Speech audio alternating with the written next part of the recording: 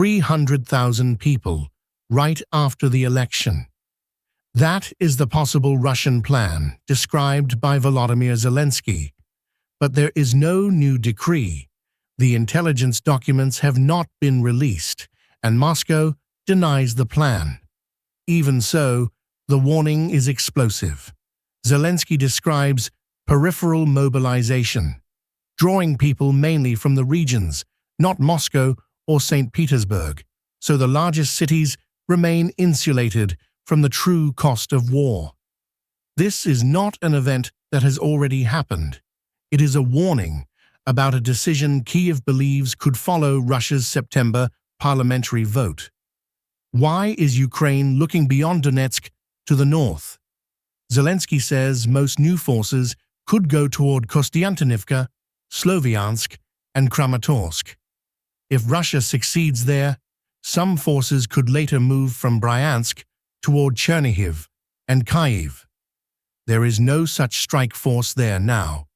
There is equipment along the border and a countdown to the election. The question is not whether 300,000 troops are outside Kyiv. They are not. The question is whether we are seeing preparation for the war's next phase, or a dramatic warning still running ahead of the evidence. The first major signal came on August 11th. Zelenskyy said an intelligence briefing described preparations for an autumn mobilization based on internal Russian documents. Those documents are not public, so we cannot independently verify them. On August 23rd, the estimate became specific, roughly 300,000 people after the State Duma election. Voting runs from September 18th through September 20th. That deadline turns the story into a countdown. Why would the election matter if the result is not genuinely competitive? Because mobilization has a political cost. In 2022, a similar call-up triggered protests and a mass exodus. If another wave is coming, the Kremlin benefits from finishing the vote before hundreds of thousands of families face that risk. It is a logical motive, not proof. This is where peripheral mobilization matters. Zelenskyy believes Russia's biggest cities would be spared as much as possible. The political logic is to keep the war feeling distant. But no regional quotas or recruitment lists are publicly confirmed. If you value news that does not confuse a dramatic claim with a proven event, subscribe. We follow the headline until it becomes a verifiable action. Now, the key correction. Russia already has a separate annual conscription program covering 261,000 citizens aged 18 to 30 who are not in the reserve. Regular compulsory service is not proof of a new wartime mobilization. In July, the authorized strength of Russia's armed forces rose by roughly 27,000 positions, including about 25,000 military posts. That is real, but a position on paper does not prove someone has been recruited, trained, and deployed. There is another paradox. A new decree might not appear even if a call-up begins.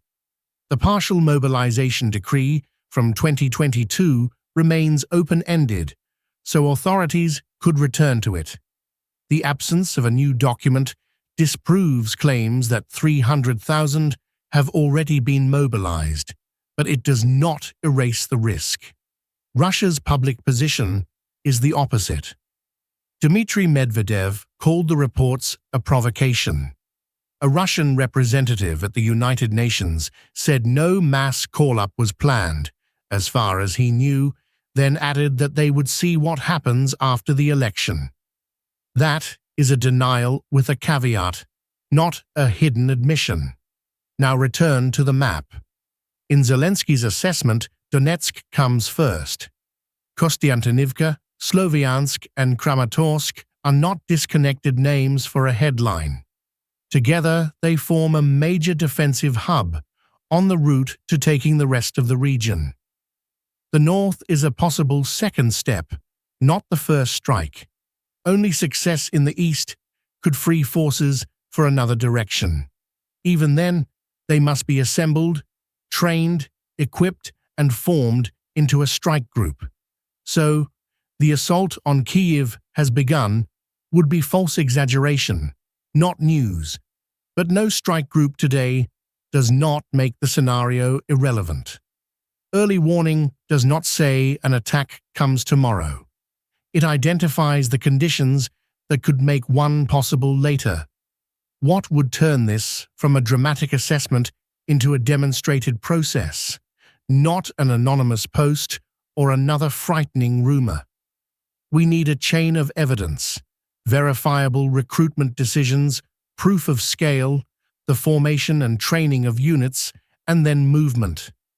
In Bryansk, we must see a real concentration of personnel, not just equipment near the border. Support this video if that difference between a signal and evidence is useful. A headline can change within an hour. This chain shows whether reality has changed. So what do we actually know now? Zelenskyy has publicly named the scale, roughly 300,000 after the election. He cited intelligence and internal Russian documents.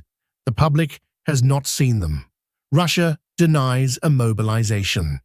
There is no new decree and no Northern Strike Group.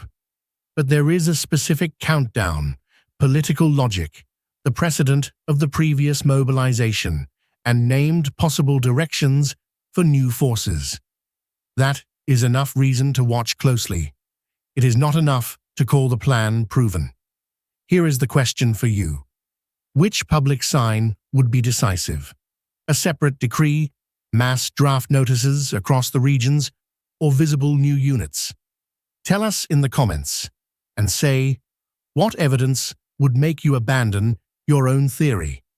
The conclusion is simple. 300,000 is already a major public warning, not yet a verified Russian order.